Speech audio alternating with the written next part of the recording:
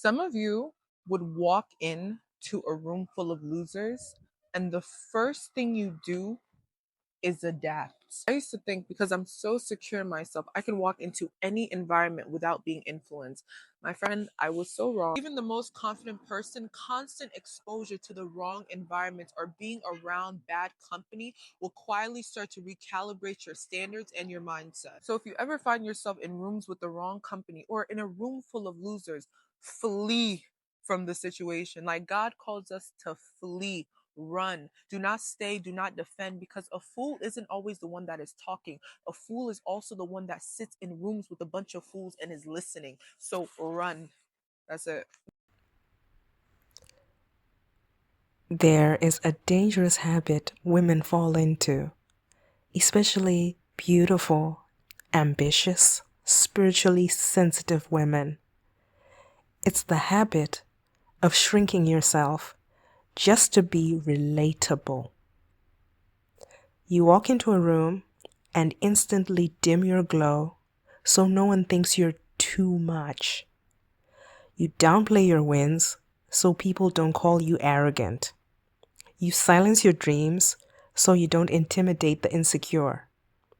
You lower the volume of your confidence so no one gets uncomfortable. But here's the truth. Shrinking yourself doesn't create connection. You don't meet your tribe that way. You don't find your tribe that way. It creates self-abandonment. And the price of that is heavy. Your bold ideas, delayed. Your confidence, drained. Your destiny, put on layaway. Your money, shrunk to the size of the people you're trying to impress. You can't level up and tone down at the same time. Let me say that again. You cannot level up and tone down in the same breath. Now hear this, because this may sting a little. When you adjust yourself to fit every room, every circle, every personality, you stop being you. You stop being a mirror, reflecting what others need instead of standing as who you are. Let's talk about it. You should want to be out of touch with broke people. It is not humble to suffer so that you stay relatable. And one of the biggest issues keeping people broke, unfulfilled, and unhappy is thinking that wanting more, wanting to be financially free, be a millionaire, whatever it is, makes you automatically out of touch. Because money is bad and because someone else suffers, I have to suffer too. Your goal in life should not just be to get by or live below your means. You should want to have a good and fruitful life. And if you have the bar that low for yourself, it's probably because you enjoy people's sympathy when you complain about your circumstances. I do not want to be in touch with credit card debt or financial depression or living paycheck to paycheck or just having a life where I'm enslaved to my money. I don't want that. And it's okay to not want that. You do not have to stay in touch with people living life that you don't want to live, especially if you're building that life for yourself. The second you realize it's not quirky to be broke or to complain or make yourself a victim to your life is when you'll actually start achieving things and making a better life for yourself. But too many people think that suffering is a personality trait that they can just bond over with other people. It makes them feel comfortable to talk about their suffering. That's why they will just continue to suffer. You cannot level up and tone down in the same breath. Again, you cannot level up and tone down in the same breath. Relatability has become the new poverty. We bend, twist, shrink, and contort ourselves to appear humble, modest, realistic, and down to earth. But all we're doing is lowering our God-given ceiling to match someone else's floor. Yeah, the floor. That's not humility. That's self-betrayal. Humility isn't thinking less of yourself. Humility is thinking of yourself accurately, through the eyes of God, not the insecurities of people.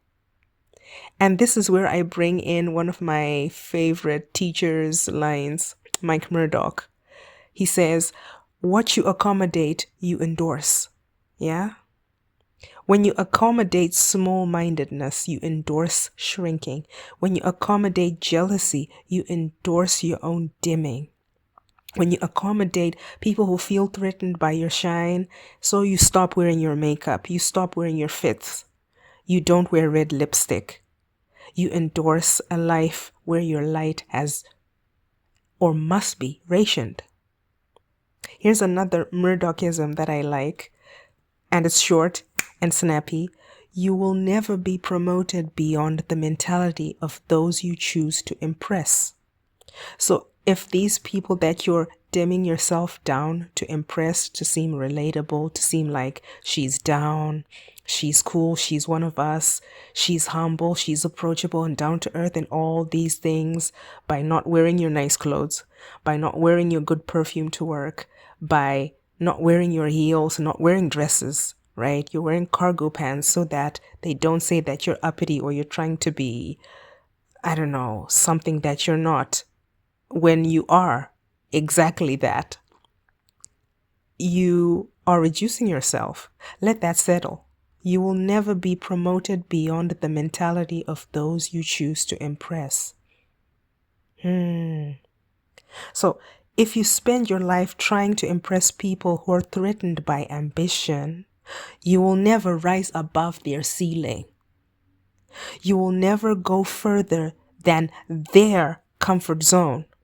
You will never access the rooms meant for your next level because you're trapped in the rooms meant for your past level. And it's not just emotional, it affects your money. There is research, there is experience showing that women who constantly shrink, over-adapt, and over-accommodate get underpaid, overlooked, used, and quietly erased. All this pretty privilege talk that goes on these internets, you know by now, you've heard that women who have pretty privilege, women who play into their looks, they get paid more, right? There's research that supports that. People invest in confidence, clarity, and certainty, not in watered down versions of you. So this is all this to say today. You don't have to become smaller to make others feel bigger. You don't have to silence yourself to appear humble. How I hate that word. I hate the word humble. You don't have to dim your glow to make your beauty less threatening. You don't have to choke your dreams so insecure people can breathe easier. Let them choke. You are not required to be digestible. You're required to be authentically, unapologetically aligned with who you are becoming. By who? By yourself, by your conscience, by God, by source, by universe, whoever you ascribe to or believe your beliefs to. You are required by that to be authentically and unapologetically aligned with who you are becoming. Because when you shrink to fit the room, you cancel the rooms that require your full height.